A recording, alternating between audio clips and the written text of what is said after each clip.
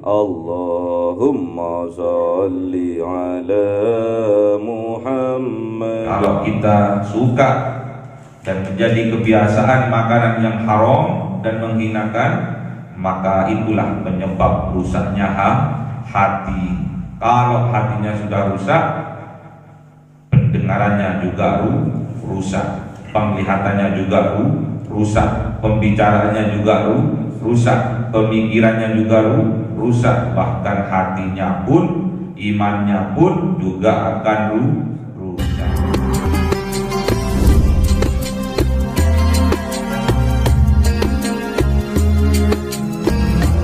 Orang tua kita, bapak dan ibu kita, sesepuh kita, para guru kita, minal muslimin wal muslimat wal mu'minin wal mu'minat al-ahya'i minhum wal amwat, syaulillahi lahumul fatihah. A'udzubillahi minasyaitonir rajim.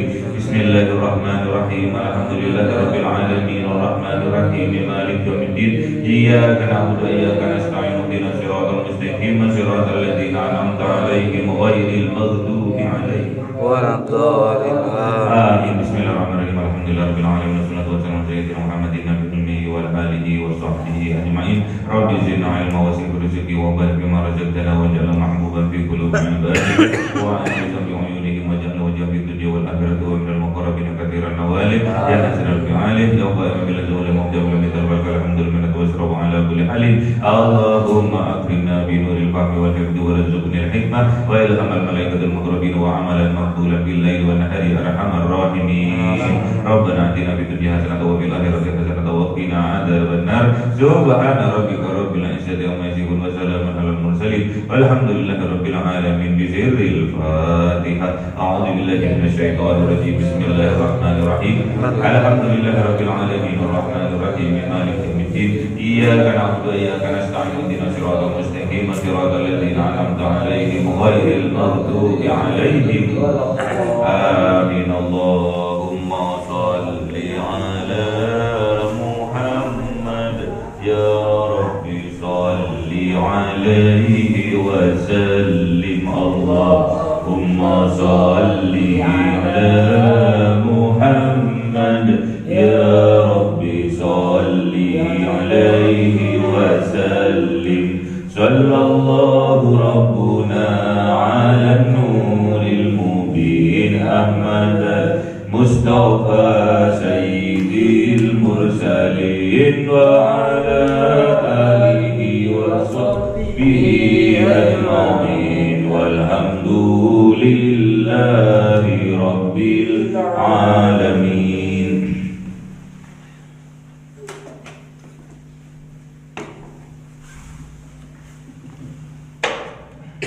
Kalamun qadimul la yumallu sama'uhu fanazaka am qawli wa bihi astaghfi min kulli da'i wa nuruhu dalilun li qalbi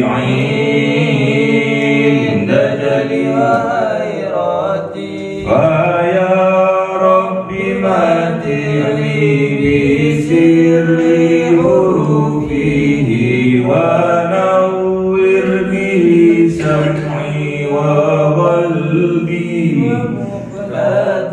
wa habli bihi fathan wa ilma wa hikmatan wa anis bihi ya Rabbi fil qabri wa sati wa salli wa sallim kulla yawmi wa laylatin ala man bihi rahmanu yaqbalu taubati wa ali wa ashabi kiramin a'immati bihim yaghfirul ghaffaru dhanbi wa zallati. A'udzu billahi minasy syaithanir rajim. Bismillahirrahmanirrahim. Surah Al-Maidah ayat 42. A'udzu billahi minasyaitonir rajim. Bismillahirrahmanirrahim. Samma'una lil kadhibi akaluna lis-suhd. Fa in ja'uka fahkum bainahum. Fa in Samma'una lil kadhibi akaluna lis-suhd. Fa in ja'uka fahkum bainahum aw a'rid anhum. Shadaqallahul azim. Bismillahirrahmanirrahim. Wa in tu'rid anhum falan yadurruka syai'a wa in hakamta fahkum bainahum bil qist. Innallaha yuhibbul muqsitin. Shadaqallahul azim. Bismillahirrahmanirrahim. Wa kaifa yuhakkimunaka wa indahumut tawratu fiha hukmullahi summa yatawallawna min ba'di dzalik wa ma ulaika bil mu'minin. Shadaqallahul azim. Bismillahirrahmanirrahim. Samma'un.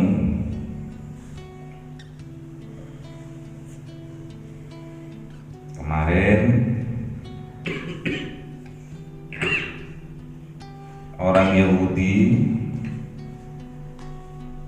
dan orang yang munafik Samma'un, senang mereka mendengarkan lil kadhibi, terhadap perkataan, perbincangan, kebohongan, akaluna lis-suhti, dan senang mereka, hobi mereka, memakan mereka lis-suhti, terhadap barang yang haram dan menjijikkan dan menghinakan. Fa in ja'uka, maka jikalau datang mereka kepada engkau ya Muhammad, fahkum bainahum, maka putuskanlah mereka, bainahum, di antara mereka, au a'rid anhum, atau jangan engkau putuskan atas mereka. Wa in tu'rid anhum, dan jikalau tidak memutuskan atas mereka, fala yadurruka syai'a, maka tidak akan memudaratkan engkau ya Muhammad sedikit pun. Wa in hakamta, namun dan jikalau hakamta, memutuskan, fahkum, maka putuskanlah mereka, bainahum, di antara mereka, bil qisti, dengan seadil-adilnya. Innallaha, sesungguhnya Allah, yuhibbul muqsitin, sangat mencintai orang-orang yang berbuat adil.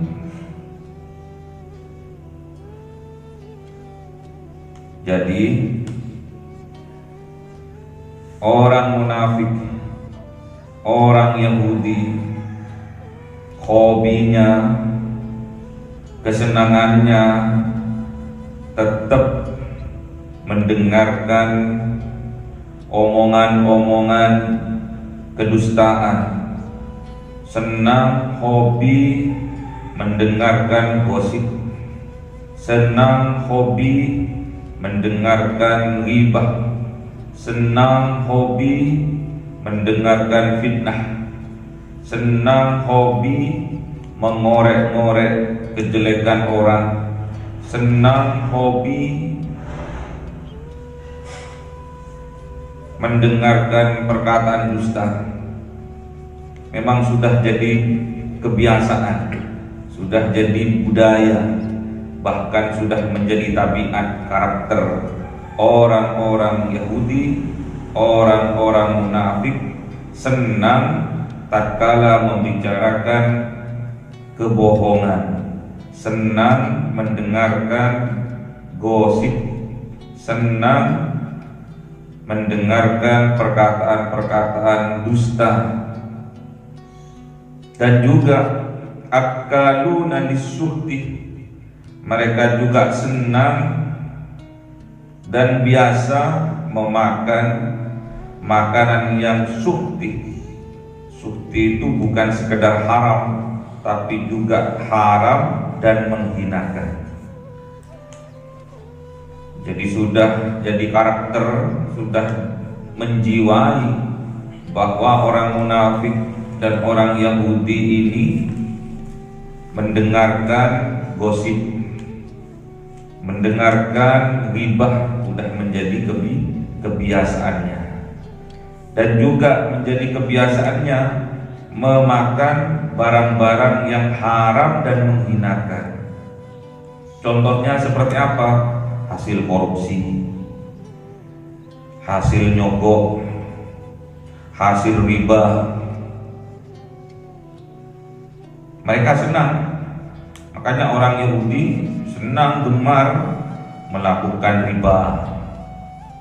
Padahal perdagangan itu dihalalkan oleh Allah, namun perbuatan riba itu diharamkan. Wa ahalallahu al-bai'a wa harramar riba. Allah menghalalkan perdagangan jual beli, Allah mengharamkan perbuatan riba. Riba itu punya uang, tidak mau untuk berusaha berdagang, karena kalau berdagang kadang untung, kadang rugi. Mending dihutangkan saja, terus dikasih bunga.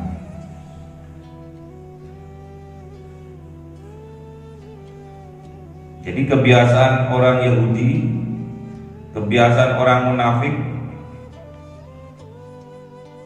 gemar memakan barang yang haram dan menghinakan. Contohnya hasil riba, contohnya hasil korupsi, gulul, contohnya hasil sogok. Padahal semuanya itu sudah diperingatkan bahwa riba itu akan menggiring kita kepada neraka. Gulul itu, korupsi itu akan menggiring kita ke neraka, dan juga menggiring kita kepada kehinaan. Sogok juga gemar memakan dari hasil sogok, juga termasuk hal yang haram yang menghinakan.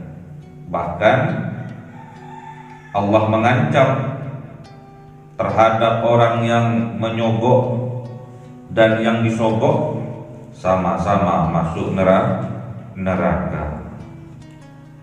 Ar-rasi wal murtasi finnar.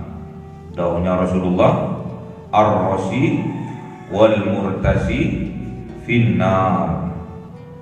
Yang menyogok dan yang disogok sama-sama masuk neraka. Sama-sama kehidupannya tidak akan bahagia, karena neraka itu lambang kesedihan. Neraka itu lambang kehinaan. Neraka itu lambang penderitaan. Jadi kalau diancam oleh Allah, diperingatkan oleh Allah dengan neraka, apabila kita tetap melakukannya, maka kehidupan kita di dunia dihinakan oleh Allah. Kehidupannya di dunia tidak akan dibahagiakan oleh Allah, dan nanti di yaumil qiyamah akan dimasukkan ke dalam nerakanya Allah. Makanya apabila kita di dalam jiwa kita, di dalam dada kita senang, gemar mendengarkan berita-berita bohong, berita-berita hoax, berita-berita gosip, dikhawatirkan di dalam jiwa kita ada jiwa-jiwa Yahudi, dikhawatirkan dalam jiwa kita ada jiwa-jiwa munafik. Dan juga apabila kita senang dan gemar memakan barang haram dan menghinakan, dikhawatirkan di dalam jiwa kita terdapat jiwa-jiwa Yahudi dan jiwa-jiwa munafik. Karena apa yang kita makan akan membentuk darah, dan darah itu sumbernya adalah hati. Di dalam jasad manusia ada segumpal daging yang apabila daging itu baik, maka baik semuanya. Apabila daging itu jelek, maka akan jelek semuanya. Ala wa inna fil jasad, ala wa inna fil jasad mudghatan wa idza saluhat saluhal jasad kulluhu wa idza fasadat fasadal jasadu kullu. Ala wahiyya qalbu. Diperingatkan oleh Rasulullah Muhammad SAW. Ala, ingat, peringatan. Wa inna fil jasad, dan sesungguhnya di dalam jasad ini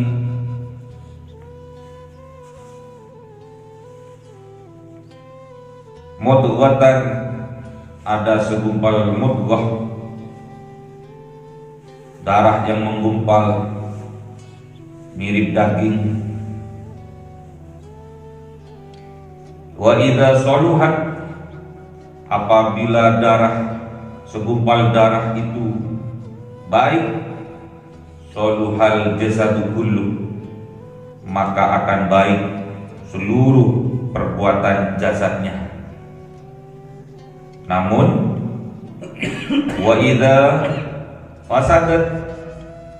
fasadal jasadu kulluhu, apabila sebaliknya segumpal darah, segumpal daging itu rusak, maka akan rusak semuanya jasadnya.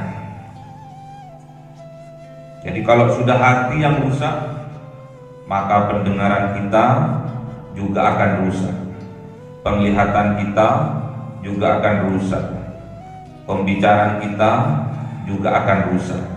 Itu melambangkan rusaknya ala wahiyal qalb. Itulah yang dinamakan hati, qalbi.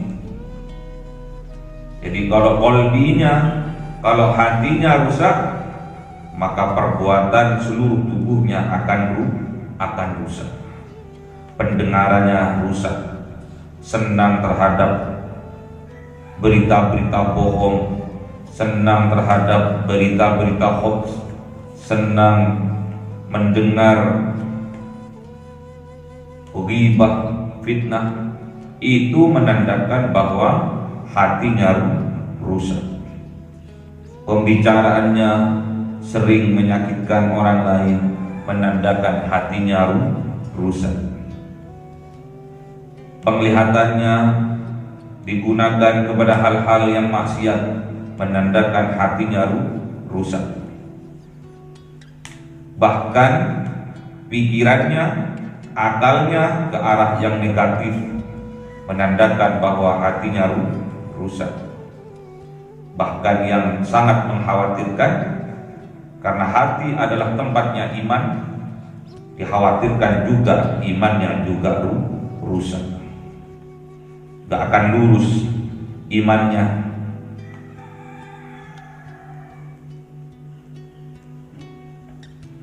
Jadi kalau imannya tidak akan pernah lurus apabila hatinya tidak lurus. Hatinya tidak akan lurus apabila lesannya tidak lurus. Gimana dalilnya? La yastaqim imanu abdin hatta yastaqim qalbuhu. La yastaqim qalbuhu hatta yastaqim lisanu. Jadi keimanan seseorang tidak akan lurus, tidak akan benar apabila hatinya tidak lurus. Hatinya tidak akan lurus apabila lisannya tidak lurus.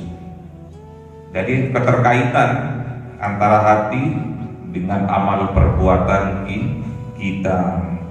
Makanya jagalah hati dari barang yang haram dan menghinakan. Jangan sampai yang kita makan itu mengandung keharaman dan kehinaan. Jangan sampai kita, keluarga kita, istri dan anak-anak kita diberi makanan dari hasil yang haram dan menghinakan. Karena ini kebiasaan, karena ini menjadi karakter dari orang Yahudi dan dari orang munafik. Kalau itu ada di dalam jiwa kita, ada di dalam dada kita, cepat-cepat kita bertaubat kepada Allah, minta kekuatan kepada Allah agar hati kita dibersihkan oleh Allah. Ayyutahhiru qulubahum, akan dibersihkan hati kita dari sifat-sifat munafik dan sifat-sifat Yahudi. Fa in ja'uka, maka apabila orang Yahudi, orang munafik datang kepada engkau ya Muhammad, fahkum bainahum, maka putuskanlah, maka hakimilah di antara mereka, atau a'rid anhum, atau sebaliknya kamu jangan hukumi, memberi hukuman kepada mereka. Gak usah dikasih keputusan, guys. Karena orang Yahudi itu punya prinsip, kalau tidak sama dengan keinginannya yang ia karep, dia nggak akan mengambil pendapat dari orang lain. Sedangkan Kanjeng Nabi Muhammad di sini adalah seorang presiden, seorang pimpinan di kota Madinah, dan harus memutuskan apabila ada permasalahan di antara mereka, di antara rakyatnya. Jadi dua keputusan yang harus Kanjeng Nabi Muhammad pilih. Yang pertama, memutuskan atau tidak memutuskan. Wa in tu'rid, dan jikalau memilih untuk tidak memutuskan anhum, atas mereka, fala yadurruka syai'an, maka tidak akan memudaratkan engkau ya Muhammad syai'an, sedikit pun. Wa in hakamta, maka kalau engkau memilih memberi keputusan, fahkum, maka putuskanlah mereka, bainahum, di antara mereka, bil qisti, dengan keputusan yang adil. Jadi tatkala kita memutuskan suatu hal, apabila kita sebagai seorang hakim, seorang pimpinan yang harus memutuskan, dan memang keputusannya diharapkan, ditunggu-tunggu, kita harus memutuskan dengan adil, nggak boleh terburu-buru, karena terburu-buru itu perbuatannya setan. Sedangkan kehati-hatian itu dari Allah. Gimana dalilnya? Gimana dalilnya? At-ta'anni minallah wa ajalatu minasyaiton. Gimana? At-ta'anni minallah wa ajalatu minasyaiton. Jadi kehati-hatian itu dari Allah, sedangkan tergesa-gesa itu dari setan. Jadi kita memutuskan perkara, kita harus memutuskan dengan adil, nggak boleh terburu-buru, nggak boleh tergesa-gesa. Karena yang kita hadapi, yang kita benci, terus kita tergesa-gesa, wis tak putus noelek ayo wis dang mari biar kapok, nggak boleh. Karena teman kita akrab dengan kita, terus kita ngasih keputusan yang baik ke dia, nggak boleh. Harus kita putuskan bil qisti, dengan adil, nggak boleh terburu-buru. Karena terburu-buru itu perbuatannya setan. Harus hati-hati, nggak boleh gegabah. Innallaha yuhibbul muqsitin. Sesungguhnya Allah sangat mencintai orang yang berbuat adil.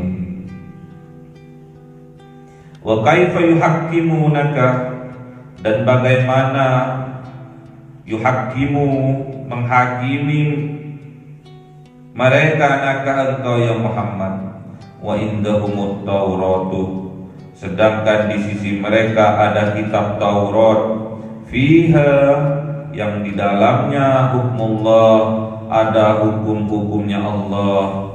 Tsumma yatawallawna min ba'di dzalik, kemudian mereka akan menolak dari setelah yang demikian. Setelah engkau putuskan, pastinya mereka akan tolak. Wama, dan tidaklah ulaika, mereka itu bil mu'minin, beriman.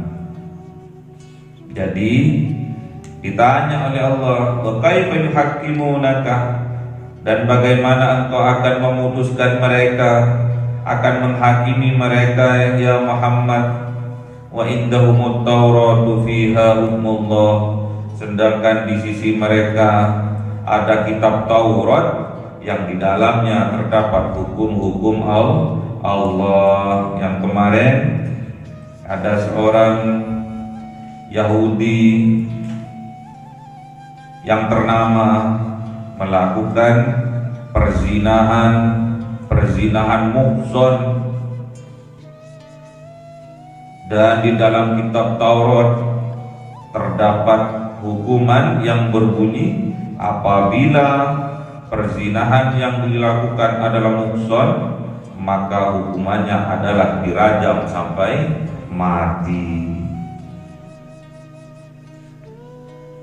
Namun yang diharapkan oleh Yahudi ada keputusan lainnya, misalkan dicambuk 100 kali cambukan, atau dihinakan dengan kata-kata. Itu yang mereka harapkan. Di mana engkau ya Muhammad akan menjadi hakim atas mereka, sedangkan di dalam Taurat sendiri mereka dustakan.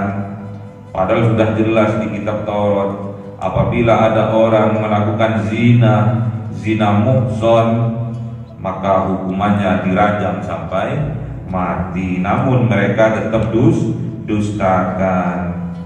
Apalagi Kanjeng Nabi Yuna Muhammad.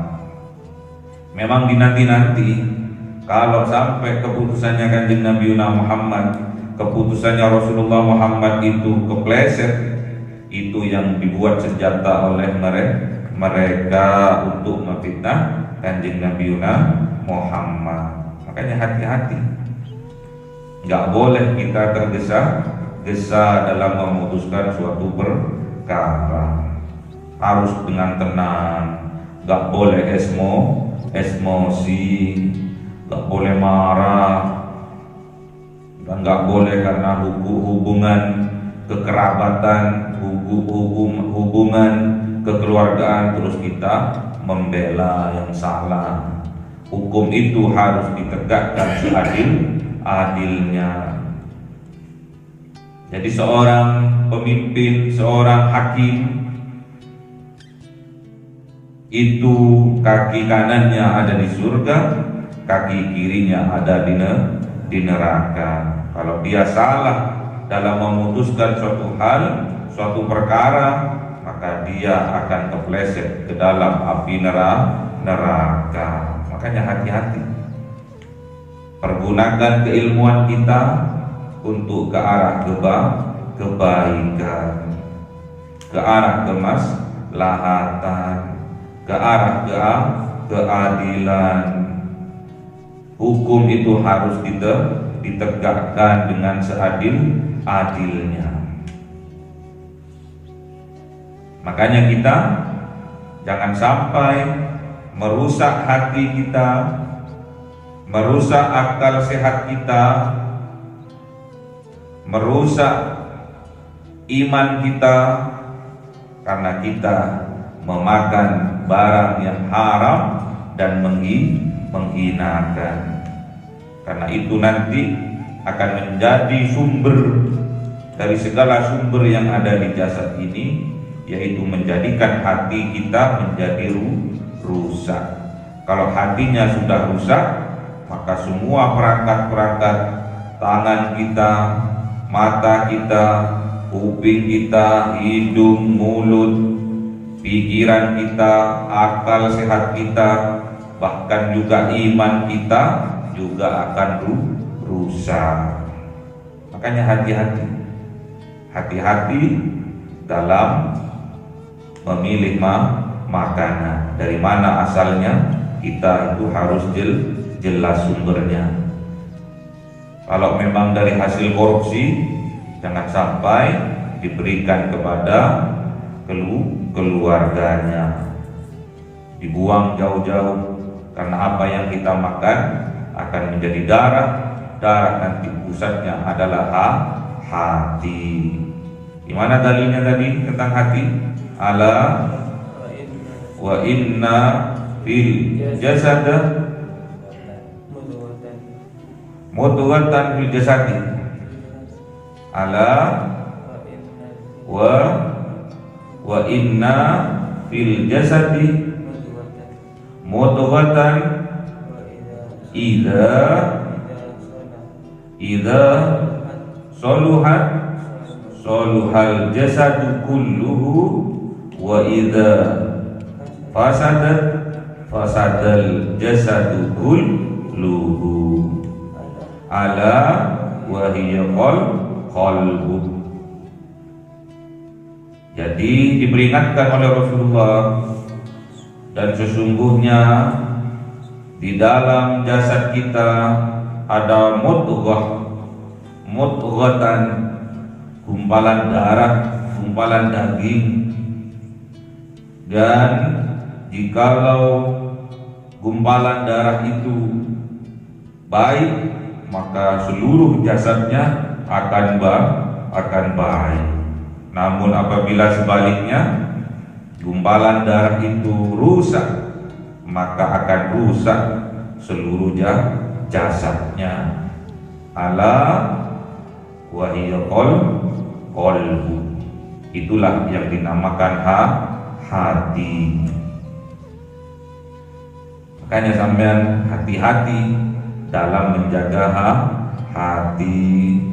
Jangan sampai terkotori oleh hal-hal yang haram dan menghinakan. Karena kalau hatinya udah rusak, pendengarannya rusak, senang hal-hal yang rusak, senang berita bohong, berita gosip, berita hoax, riba, fitnah, senang kupingnya itu. Karena hatinya rusak. Melihat kemaksiatan senang karena hatinya rusak. Membicarakan kejelekan orang senang karena hatinya rusak. Hati-hati. Penyebab salah satunya, penyebab yang dominan rusaknya hati adalah faktor makanan yang haram. Hati-hati.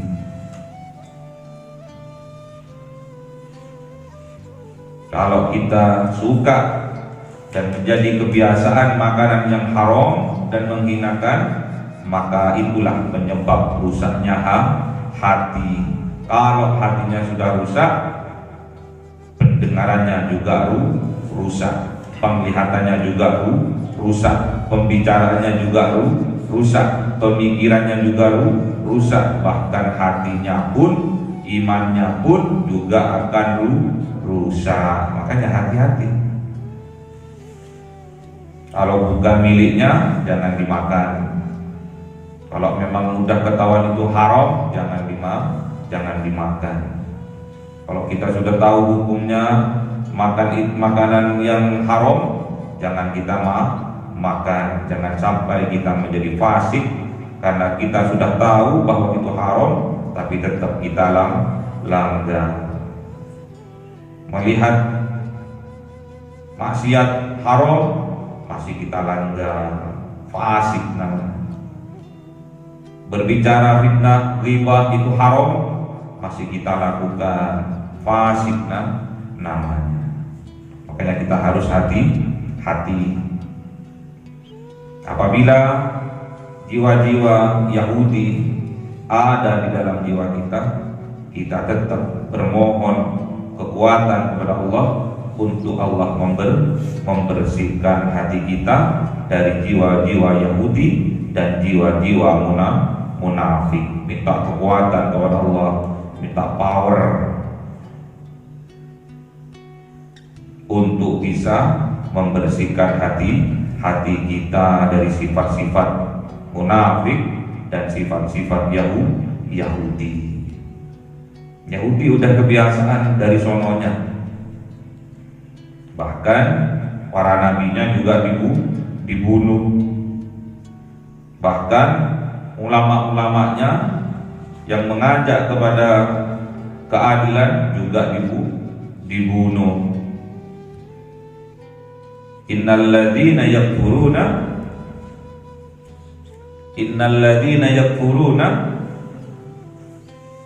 bi ayatillah wa yaqtuluna nabiyyina bi ghairi haqq wa yaqtuluna ya'muruna bil qist. Itu yang dilakukan oleh orang Yahudi. Jadi orang Yahudi itu yang menutup hatinya dari petunjuk Allah, dia mendustakan ayat-ayatnya Allah, tidak mau terhadap petunjuknya Allah, nabi-nabinya juga dibunuh, ulama-ulamanya juga dibunuh. Hati-hati. Sangat berbahaya apabila di dalam jiwa kita terdapat jiwa-jiwa Yahudi, jiwa-jiwa munafik, jiwa-jiwa Bani Israil. Hati-hati. Cuma pura-pura minta pendapat, padahal sudah jelas di dalam keyakinannya, di dalam kitabnya sudah tertulis atas hukum-hukum syariat-syariatnya Allah, tapi pura-pura aja nanya. Siapa tahu sesuai dengan karepnya dia. Apabila sesuai dengan karepnya, itulah yang akan dijadikan senjata untuk dia, untuk menikam balik, namanya senjata makan tuan. Makanya hati-hati sama orang pinter tapi nggak soleh. Hati-hati. Pinter tapi nggak soleh, hati-hati, sangat berbahaya. Bisa menjadi senjata makan tuan. Nyari-nyari kepelesetnya omong, nyari-nyari kepelesetnya keputusan, itulah yang akan dibuat senjata oleh mereka. Makanya tatkala Kanjeng Nabi Muhammad tidak memberi keputusan, mereka itu menunggu, dan tetap dalam penungguannya itu mereka berpikir bahwa Kanjeng Nabi Muhammad tidak bisa memutuskan, dan dibuatlah itu isu-isu. Wah, cuma hukum kayak gitu aja dia nggak bisa, katanya Nabi, katanya Rasul, tapi nggak iso mutus noi, tetap aja diplesetkan oleh mereka, tetap dicari kesalahannya. Nabi aja dicari kesalahannya, apalagi kita umatnya. Tapi tetap kita, karena kita ini adalah khairu ummah, sebaik-baiknya umat, yaitu umatnya Kanjeng Nabi Muhammad. Gak akan ditinggal kita oleh Kanjeng Nabi Muhammad. Tetap perjuangannya akan diteruskan oleh ulama-ulamanya, oleh pewarisnya, yaitu ulamanya Kanjeng Nabi Muhammad, penerus dari perjuangan Kanjeng Nabi Muhammad, yang tetap sama tatkala memutuskan. Ulama-ulamanya Allah ini, ulama-ulama penerusnya Kanjeng Nabi ini akan memutuskan dengan adil. Karena itu innallaha yuhibbul muqsitin, sungguhnya Allah itu sangat cinta kepada orang yang berbuat adil. Adil ini bisa dikerjakan apabila punya ilmunya. Sedangkan orang yang punya ilmu kemudian melaksanakan ilmunya itulah ulama. Jadi ulama itu, yang dinamakan ulama itu, dia mempunyai ilmu kemudian dia mengamalkan ilmunya. Makanya minta agar Allah menjaga ilmu yang kita dapat. Minta kepada Allah agar Allah menjaga kepemahaman yang kita dapat. Juga minta kepada Allah untuk dijaga amal perbuatan baik kita yang kita lakukan. Jadi kita minta penjagaan dari Allah, dari ilmu, minta dijaga supaya ilmunya adalah ilmu yang manfaat, barokah. Dan minta penjagaan juga kepada Allah agar bisa paham terhadap ilmu yang kita punya. Kemudian minta kekuatan juga kepada Allah, minta penjagaan juga kepada Allah agar ilmu yang kita punya, yang kita pahami, bisa kita praktekkan dalam kehidupan kita sehari-hari. Jadi minta kekuatan kepada Allah. Semua itu harus dengan sabar. Mintanya harus dengan sabar. Wasta'inu bis-sabri was-shalah. Bermohonlah kepada Allah dengan sabar dan sholat. Nyambung terus kepada Allah. Kalau nggak nyambung, berarti nggak ingat kepada Allah. Kalau sudah nggak ingat, berarti nggak akan sabar. Jadi kalau sabar, pasti dia sedang ingat kepada Allah. Kalau dia sabar, pasti dia sedang nyambung kepada Allah. Kalau orang itu marahnya memuncak, meledak-ledak, berarti dia terputus dari mengingat Allah. Gampang. Kalau ada orang sabar, berarti dia sedang nyambung dengan Allah. Dia sedang sholat, dia sedang zikir, mengingat Allah, pasti sabar orangnya. Makanya wasta'inu bis-sabri was-shalah. Bermohonlah, mintalah kekuatan kepada Allah dengan sabar dan sholat. Kalau orang sabar, pasti sholat. Kalau orang sabar, pasti nyambung kepada Allah. Kalau orang sabar, pasti sholat daim kepada Allah. Sholatnya gak putus, selalu mengingat Allah. Sebaliknya, kalau sudah gak sabar, marah, berarti dia terputus dari mengingat Allah. Jadi kalau ada orang marah sampai mendelik-mendelik, matanya merah, perkataannya kotor, berarti dia sedang tidak mengingat Allah, sedang tidak menyambung dengan Allah, tidak sholat.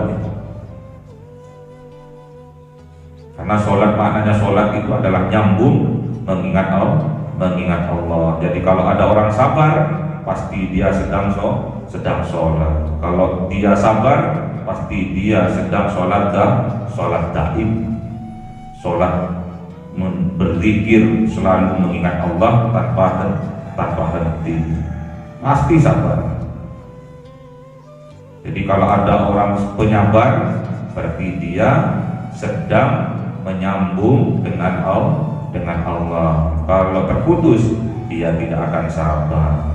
Jadi kalau ada orang yang marah-marah itu, marah-marah yang gak ada cenderungan itu, berarti dia sedang tidak nyambung dengan Allah, sedang tidak berzikir mengingat Allah. Makanya harus dilatih, dilatih.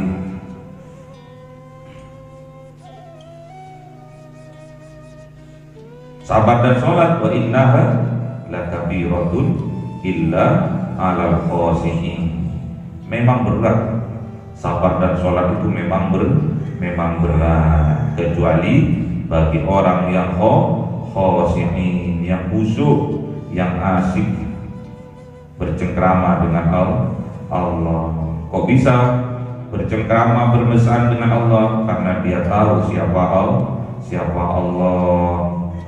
Kalau dia tahu siapa Allah, siapa yang disembah, dia sudah tahu, dia akan khusyuk, dia akan asik, dia akan senang, bahagia, bercengkrama dengan Allah. Makanya kalau orang dulu, ulama-ulama dulu, bahkan para nabi, kalau dia sedang punya masalah, dia pasti akan sholat. Apabila dia pikirannya penat, pusing, pasti dia akan sholat. Jadi bukan tidur untuk mengistirahatkan otak dari kepenatan dunia. Ulama-ulamanya Allah, wali-walinya Allah pasti akan melakukan sholat. Jadi kalau sampean pas lagi penat, pikirannya lagi penat, mumet, pusing, ambil wudhu, kemudian sholat sunnah, sambungkan diri ini dengan Allah, pasti akan diberi jalan keluar, akan ditenangkan oleh Allah. Kalau kita ingat Allah, pasti hati kita tenang. Ala bidzikrillah tatmainnul qulub. Hanya dengan mengingat kepada Allah, maka hati kita akan menjadi tenang. Jadi kalau kita nggak ingat Allah, nggak akan tenang. Berarti kalau kita sabar, menandakan kita itu sedang nyambung dengan Allah. Kalau kita marah-marah, berarti kita sedang terputus dengan Allah. Semoga kita diberi kekuatan oleh Allah, akan selalu mengingat, berzikir, mengingat Allah di setiap waktu, di setiap saat, agar kita dibahagiakan oleh Allah, agar kita diberi kekuatan oleh Allah, agar kita dibahagiakan oleh Allah. Allahumma arhamna bil Qur'an waj'alhu lana imaman wa nuran wa hudan wa rahmah. Allahumma dzakkirna minhuma nasina wa 'allimna minhuma jahilna warzuqna tilawatahu ana al-laili wa atrafan nahar waj'alhu lana hujjatan ya rabbal alamin. Cahaya 1000 bulan